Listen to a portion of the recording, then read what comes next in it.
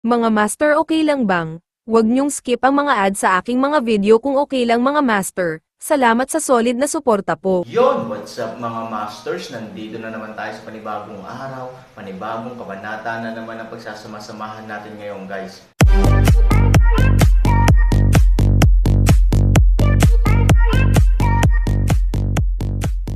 Bali mga masters, kung bago ka pa lang po sa aking YouTube channel, please click the subscribe button, lalong-lalo na po yung notification bell guys, para maging connected pa rin tayo sa isa't isa at maging updated kayo sa mga susunod ko pang video.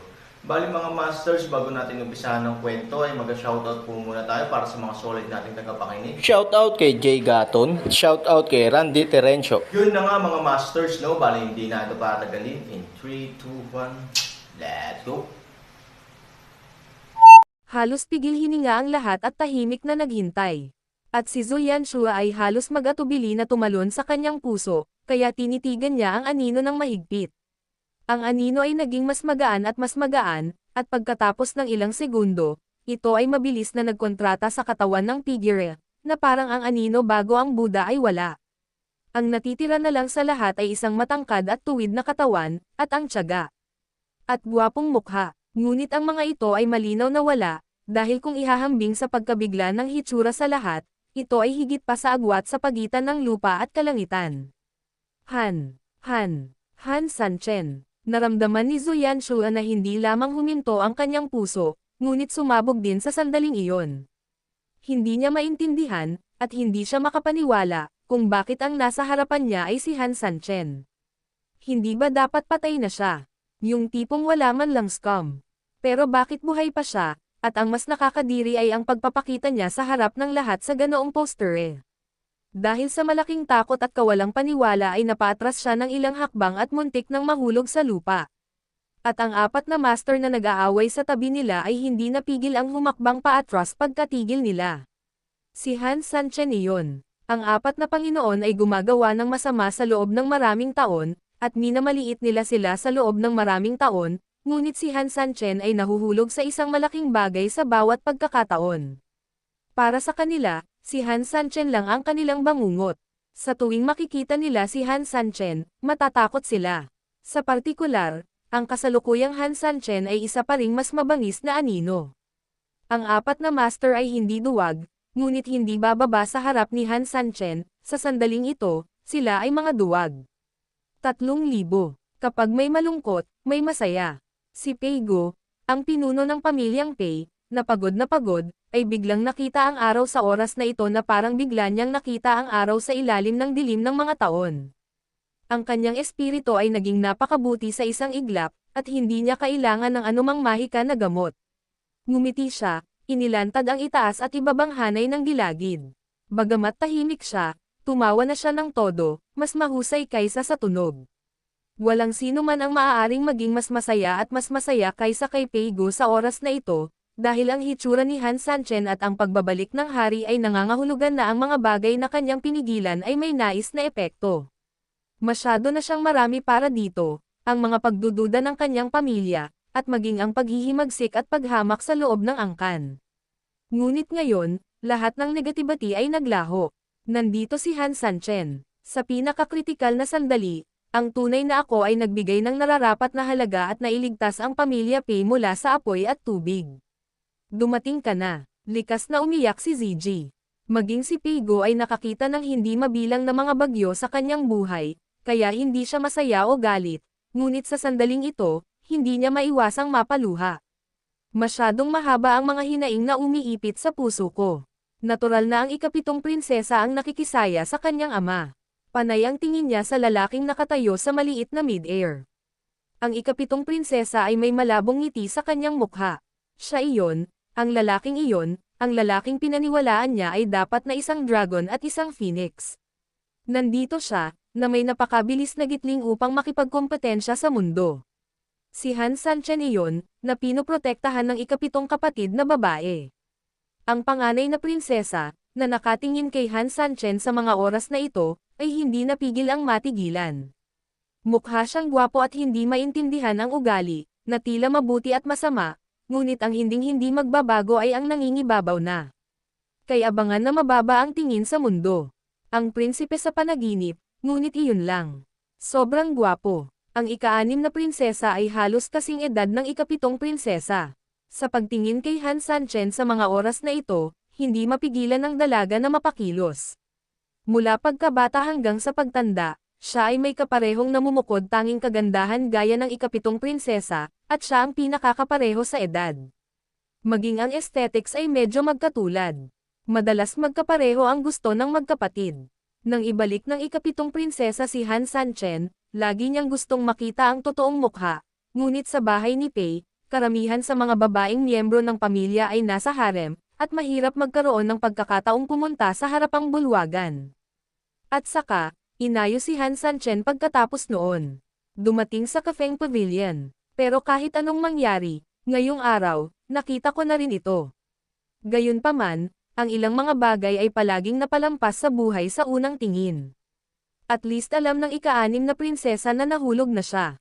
Ang ika-4 na prinsesa ay hindi nagsalita, ang kanyang tila magandang mukha ay ganap na walang pakialam, ngunit ang kanyang mga mata ay nagtaksil na sa kanya, at siya lamang ang ganap na malinaw sa kanyang puso. Hindi naman sa wala siyang ekspresyon, nahulog lang siya ng tuluyan sa lalaking parang Diyos, hindi siya makahinga, hindi niya maiwan ang mga mata niya.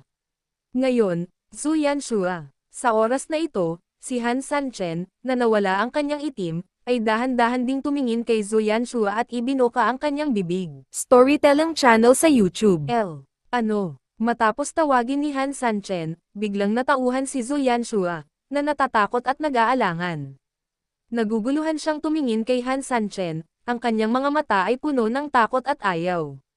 Ngayon, gusto ko nang sumuko, payag ka pa ba? Bahagya siyang ngumiti, halatang puno ng pangungutya. Alam ni Zhu Yanshua na itinuring ng magkabilang panig ang isa't isa bilang isang madugong awayan, at ang pagsuko ay isang imposibleng mangyari. Kaya, sa simula, pinaglalaroan ni Han Sanchen ang kanyang sarili. Salamat sa sarili ko, sineseryoso kong gustong makipag-ayos sa kanya, at nagpantasya pa akong i-recruit siya para maituro niya sa kanya ang pamamaraan, at siya ay walang talo sa mundo. Ngayon na iniisip ko ito, natatakot ako na ako ay isang payaso mula simula hanggang wakas. Paano ka napunta dito? Walang gana na sigaw ni Zhu Yanshua. Paano ito posible? Ang katotohanan ay sa tingin mo ay imposible, ngunit ngayon, ang iyong senior, ako ay nakatayo dito, Zhu Yanshua, sa tingin mo ba ay kwalipikado kang malaman? Sa madaling salita, direktang nagalit si Zhu Yanshua. Kung tutuusin, siya rin ang deputy commander ng 200,000 troops, ngunit wala siyang halaga sa bibig ni Han Sanchen. Paano niya hindi sikat? Tandang pananong. Ano, sa palagay mo ba ay kamangha-mangha na makakalabas ka ng buhay sa ipinagbabawal na lugar ng kamatayan? Napapaligiran ng aking hukbo ng 200,000 katao. Ayos lang, hindi ka kayang patayin ng ipinagbabawal na lugar ng kamatayan, kaya ko pang bumawi sa kutsilyo. Mga general, inom. Ang mga tao ay tumugon, at biglang, ang hiyawan ay yumanig sa kalangitan. Maraming mga tao na nabigla na sa Han Sanchen ay sa wakas ay pinalakas ang kanilang moral. Hindi na umatras ang 4 na master, at tumingin kay Han Sanchen, nakatingin sa kanila. Joke, kung natatakot akong mawala sa mga kamay mo, hindi ako papasok sa pangunahing lungsod na ito, Zhu Yanshua, paano ang utak mo? Sa pagharap sa mga general na lasing, si Han Sanchen ay walang nikatiting na takot, ngunit yon dan isang malinaw na tugon. Malamig na ngumiti si Zhu Yanshua, ano?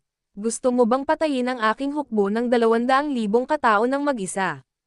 Han Sanchen, alam kong mayroon kang ilang mga kasanayan, ngunit kung gusto mo ng isang pares ng 200,000 mga tao, nagsasalita ka ng walang kaparerikan. Tumawa si Han Sanchen, hindi ko kayang pumatay ng 200,000 katao, ngunit nais kong itanong, kung sino ang gusto kong pumatay, maaari bang pigilan ako ng mga tao dito? Nang bumagsak ang mga salita, ngumiti ng masama si Han Sanchen. Gayunpaman, sa ngiting ito, si Zhu Yanshua, nagalit, ay ganap na pinili niyang i-mute ang kanyang boses sa mga tuntunin ng kasalukuyang sitwasyon ni Han Sanchen, ang sinabi niya. Ay hindi totoo, ayaw ni Zhu Yanshua na maging unang malas na tao na napatay at ipinakita sa mga unggoy. Ang katahimikan ay ang pinakamahusay na paraan upang ihinto ang pagiging provocative. Bahagyang ngumiti si Han Sanchen, paanong hindi niya alam ang isip ni Zhu Yanshua. Wala siyang pakialam, at pagkatapos ay ibinaling niya ang kanyang mga mata sa apat na master sa paligid niya. Marahan niyang ipinilig ang ulo, dahil ang ilang tao ay tahimik, kailangan nilang barilin ang unang ibon. 4. Ano sa palagay mo? Kung hindi dahil sa napakaraming sundalo, ang apat na Panginoon ay tumakas, at magkakaroon sila ng psikolohikal na anino kay Han Sanchen. Ngayon nang siya ay naging anino, ipinaalam niya sa apat na Panginoon kung gaano siya kalakas, ang lakas ng loob niyang lumaban. Kaya lang wala silang choice kundi ang tumayo dito para sa mukha. Ngayong biglang pinili ni Zhu Yanshua ang aso, natural na niyang pinangunahan ang putukan ng artillery sa kanilang apat. Matandang ilog at lawa din silang apat, paanong hindi nila ito makikita? Ikaw Zhu Yanshua pwedeng mauna, hindi pwedeng 15. Binigyan ng apat sa kanila si Han Sanchen ng mapait na ngiti, halos walang komunikasyon. Bagamat hindi siya nagsasalita, malinaw na ipinahayag ang kanyang intensyon sa sandaling ito. Kuya, we are just working part-timers, this has nothing to do with US, hindi tayo magiging aggressive. Bahagyang ngumiti si Han Sanchen. Wala siyang pakialam sa apat na lumang piniritong dough stick. Alam na ni Han Sanchen ang kanilang uri ng ihi mula sa nakaraang labanan. Sila ay karaniwang mga tao na naglalaro ng tailwind, at pinahahalagahan nila ang kanilang buhay tulad ng ginto.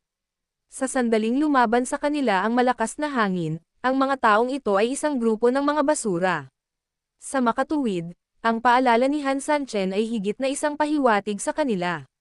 Matapos makamit ang epekto, natural na huminto si Han Sanchen sa pagkagusot. Ikaw pa rin ba yan?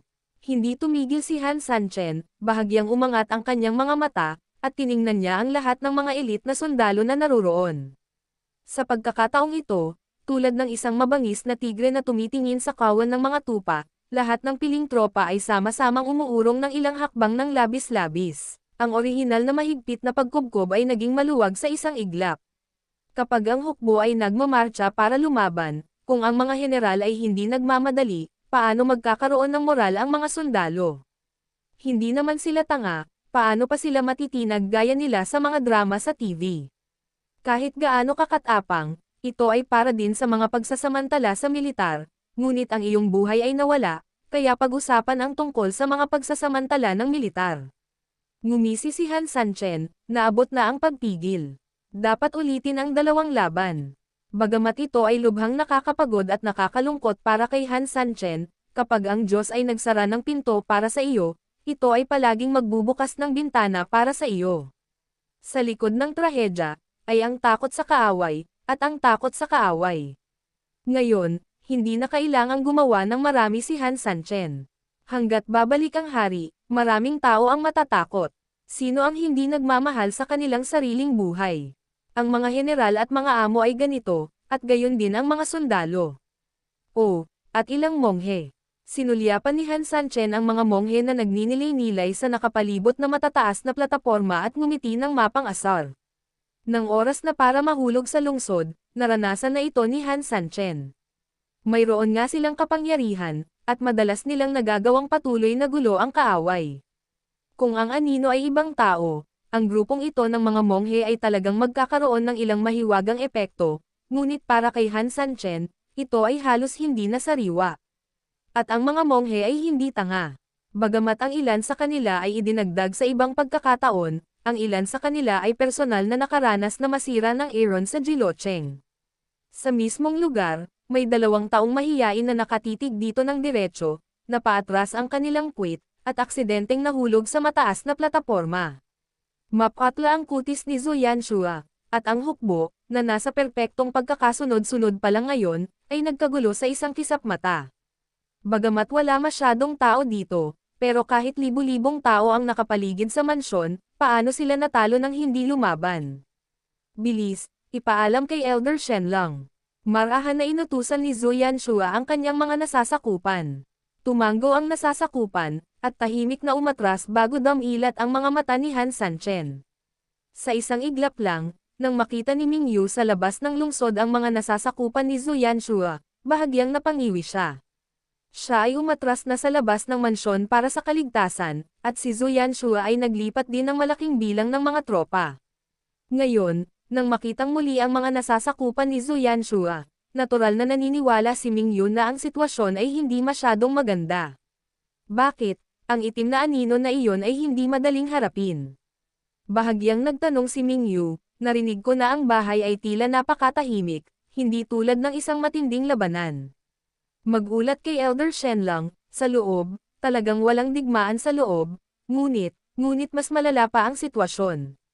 Walang digmaan, at nagpadala rin si City Lord Zhu ng mas maraming tao, paano ito? Hindi maintindihan ni Mingyu. Ang anino niya ay lumitaw. Sabi ng subordinate, "Oh, sige na." Sa sandaling lumitaw siya, maging ang 4 na master o ang mga sundalo, lahat sila ay nagulat. Walang sino man ang nang-ahas na gumawa ng anumang bagay, at kahit na umatras ng walang malay. Inutusan din ako ni City Lord Zhu na lumabas at ipaalam sa mga matatanda. Hindi nagalit si Mingyu, at malamig na sinabi, "Ang anino ay talagang napakalakas, at kilala ko ito. Ngunit bakit mas natatakot ang mga general kapag nahayag ang kanilang pagkakakilanlan? Magsalita ka sa mga matatanda, yung itim na anino siya si Han Sanchen." Boom! Naramdaman na lang ni Ming gayon na. Biglang sumabog ang kanyang utak, at may malaking kadiliman sa kanyang harapan na tumatakip sa kanyang mga mata, at halatang nanlambot ang kanyang buong katawan, at malapit na siyang mahulog sa lupa sa lugar. Buti na lang at dali-dali siyang tinulungan ng kanyang mga nasasakupan, para hindi masyadong mapahiya si Mingyu. Sa paghaplos sa kanyang mga templo, talagang naramdaman ni Mingyu na umiikot ang mundo, at maging ang kanyang paghinga ay naging lubhang hindi komportable. Hindi niya maintindihan kung bakit buhay si Han Sanchen, at iyon pa rin ang nakakatakot na anino. Sa madaling salita, hindi lamang siya nakaligtas, ngunit ang kanyang kapangyarihan ay higit na lumampas sa nakaraang kahit kalahating grado. Dapat mong malaman na si Han Sanchen ay mahirap nang harapin noon, at ngayon, kung siya ay makaligtas sa sakuna ngunit mas malakas pa, ito ay magiging isang malaking bangungot para sa kanila. Paano ang pag-ambush sa labas para pigilan ang mga reinforcement ng Mengzu City? Ang aking mga subordinate ay pupunta upang suriin ito.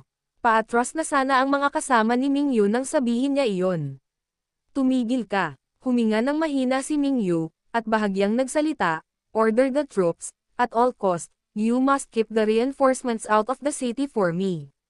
Oo, hindi natin dapat hayaang makita ng pamilya Pei at Han Sanchen ang mga reinforcement, kung hindi. Yun na nga mga masters, no? Bali panibagong kabanata na naman yung natapos natin ngayong gabi. Muli, maraming salamat po talaga sa walang sawang suporta po sa aking YouTube channel na talagang inaabangan nyo po ang bawat upload ko po. Bali mga masters, magkita-kita ulit po tayo bukas ng gabi at ngayon po ay magpapaalam po muna tayo. Bali mga masters, bye-bye!